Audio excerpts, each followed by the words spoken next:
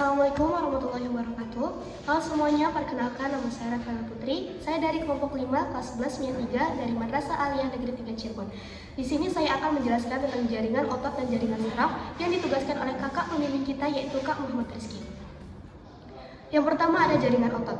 Jaringan otot adalah jaringan yang mampu melakukan kerja mekanik dengan jalan kontraksi dan relaksasi sel atau serabutnya. Sel-sel otot sering disebut juga sebagai serat otot. Serat otot mengandung filamen aktin dan miosin. Aktin dan miosin merupakan protein kontraktil yang memberikan kekuatan kepada otot untuk memanjang dan memendek. Berdasarkan bentuk dan cara kerjanya, jaringan otot dikelompokkan menjadi 3, yaitu otot lurik atau otot rangka, otot jantung, dan otot polos. Yang pertama ada otot lurik atau otot rangka. Otot lurik atau otot rangka adalah otot yang menempel pada rangka tubuh.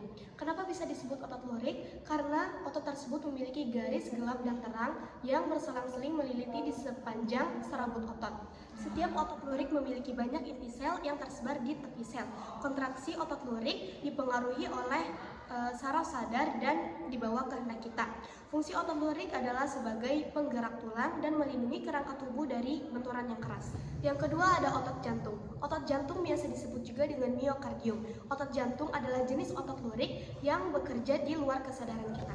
Ciri-ciri otot jantung yaitu mempunyai bentuk yang memanjang, bekerja di luar kesadaran, mempunyai bentuk silindris yang bercabang, mempunyai serabut yang bercabang-cabang, terdiri atas 1 hingga 2 inti sel, dan mempunyai diameter sekitar 14 cm.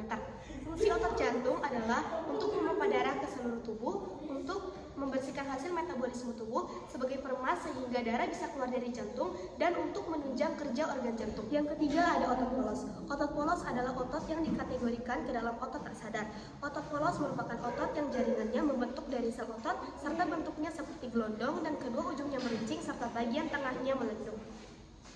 Ciri-ciri otot polos adalah 1 sel, 1 inti, tidak terdapat berkas gelap terang sehingga disebut otot polos, bekerja di luar kesadaran, dan tanggapan terhadap rangsangan lambat serta tidak cepat lelah. Macam-macam otot polos. Otot polos dibagi menjadi 2, yaitu otot polos unit tunggal dan otot polos unit ganda. Otot polos unit tunggal adalah otot polos yang terdiri dari susunan-susunan serabut yang bekerja secara kolektif. Sedangkan otot polos unit ganda adalah otot polos yang tersusun dari banyak serabut yang bekerja secara mandiri. Fungsi dari otot polos adalah untuk membantu keluarnya urin yang ada di kantong kemih, untuk membantu makanan berpindah dari bagian yang satu ke bagian yang lainnya, mampu mengatur tekanan darah, dan membantu aliran darah dalam arteri. Yang kedua ada jaringan saraf. Jaringan saraf adalah komponen jaringan utama dari sistem saraf yang berfungsi untuk mengatur dan mengontrol fungsi tubuh dan aktivitasnya. Fungsi lain dari jaringan saraf adalah untuk mengelola, mengatur, dan mengantarkan impuls atau rangsangan. Jaringan saraf dibagi menjadi 3, yaitu ada sel saraf sensorik, sel saraf motorik, dan sel saraf pelindung.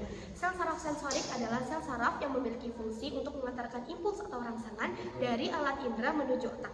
Sedangkan sel saraf motorik adalah sel saraf yang berfungsi untuk mengantarkan impuls atau rangsangan dari otak menuju sumsum tulang belakang menuju efektor. Sedangkan sel saraf penghubung adalah sel saraf yang menghubungkan antara sel saraf sensorik dan sel saraf motorik. Mungkin hanya sekian yang dapat saya sampaikan, kurang dan lebihnya mohon maaf. Sekian dari saya, wassalamualaikum warahmatullahi wabarakatuh.